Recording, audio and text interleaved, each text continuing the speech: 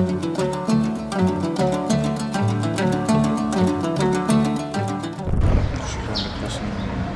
bilmedim de bırak ben bilgençe yaşayıp үйленген үшірді айтап соны білемін. Кала тили катары эле болсо керек. Куш боңор бет болсун дешип жашооңор чың болсо, тири келечекке жакшы көз карашта болгула дегенде маанилүү болсо керек деп ойлойм. Кандай учурда колдонушат муну? Үйлөнгөн учурда колдонот да, жаңы үйлөнгөн жубайларга айтылат. Мен оюмча куш боңор бек болсун деген сөздү баягы мисалга бүркүт же ылачын таптаган кезде тобого болот, тобогосунда боосу болот. Боосунан кармаласаң, бекем кармаласаң, ал учуп кетет да. Бир-эки жолу толкун эле колдон чыгып кетиши мүмкүн. Ошондуктан колуңа конгон бакыт куштун учурбашы куш боңор бекем карма бек болсун. Куш боңор бек болсун деген бул ошо 2 жаш үйлөнүп атканда айтылган сөз. Бул ошол байланган колуңар эч качан үзүлбөсүн, ошол боңор чечилбесин дегендей маани болсо керек деп ойлойм. Муну такыр мен ой жүгүртпөппүн. Менимче баягы куштун боосу немелердин колунда болот да, кармап турат. Анан ошону чечет, айланып кайта келе берет. Мисалы тирилигин кылып коюп, кайта үйүнө келет. Үй бүлө бузулбасын деген нерсе. Кушуңор колдон түшүп кетпесин деген болушу мүмкүн. Куш боо бек болсун деген дагы бир каалоо бар. Ушундай формула бар. Муну үйлөнгөн жигитке карата айткан. Деги эле мына аял затын ушул куш аркылуу сыпаттоо кыргыздар үчүн мүнөздүү. Сулуу кыздарды деле ошо немеге канаттууларга салыштырып берет кыргыздар. Мойнун аккунун мойнуна деп салыштырат. Бир бар го, аккунун салааларын тараса чачтарымдын араларын деген ушундай ыр бар мисалы. Тоту кушка салыштырган. Тоту деген аталыштагы кыздар аттары дагы бар. Тоту кан дегенчи. Себеби мына азыр бүгүн бул айталык зоо дүкөнлөргө кирип калган айталык шаардыктардын баардыгы эле көрсө керек, тоту куштун ушунчалык баа жүнү кулпуруп түрдүү болуп тургандыгын көрүп.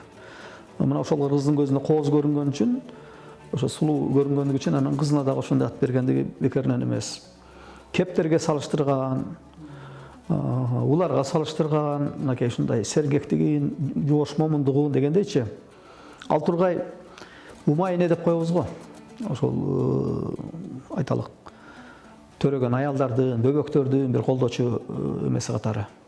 Ошол умайнени да кыргыздар куш түрүндө элестетишкен, бүркүт түрүндө. Ошо аялдар төрөй албай кыйналып аткан учурда бүркүттү алып келип кондуруп койгон ушундай ырым болгон. Куш боңуңуз бек болсун деген сөз бул мырзаларды мүнүшкөргө салыштыруу менен алган жубайын кушка салыштырып жаткан белги. Кушту таптаган мырза аны тобунан ажыратып, өз кармагына алган соң аны багып, колго үйрөтүп, мамилеге келтирип, ар кандай апааттардан коргоп, куштун өмүрүнө жоопкерчилик алат эмеспи? Бирок канткен күндө да куштун боосу мырзанын колунда болгон менен өз эрки өзүндө. Ошондуктан аны сыйлап, урматтап, апестеп албаса, ал куш учуп кетет. Кадырлабасаң ооматыңан айрыласың. Куш бооң бекем болсун деген жарың менен түбөлүктүү жашооң бекем болсун. Экөөңөрдүн ортоңордон суук өтпөсүн деген сыяктуу. Мүнүшкөрлөр жакшы билишкен. Аны үйрөтүү оңой болгон эмес да. Мүндөк деп коет ошону. Акырындык менен чакырып, анан чакырганды келип колуна коно турган кылып үйрөткөн да.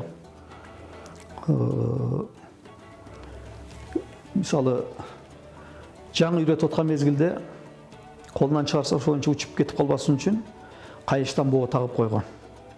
Мына ошон үчүн куш бооң бек болсун дегени, мына колуңа биш куш келип конду, ошонун колуңан чыгарып учуруп жибербегин жакшылап сылап сыйпап, багып, баягыдай үндөккө көндүрүп, мына өзүңө түбөлүккө баягы өмүр шерик кылып таптап алгын деген каалоо билгизип атат да. Муну дагы кайталап айтып коелу. Бул үйлөнгөн жигитке карата гана айтыла турган куттуктоо сөз. Куш таптоо, анан баягы мүнүшкөрлүк кылуу, саятчылык кылуу, немеге чыгуу, айталык аңчылыкка чыгуу деген бул аялдардын кесиби болгон эмес да. Аялдын орду үй катары эсептелген мынакей. Мындайча ошон үчүн эркекке конгон нерсени гана баягы куш деп айтуу кааланып калган.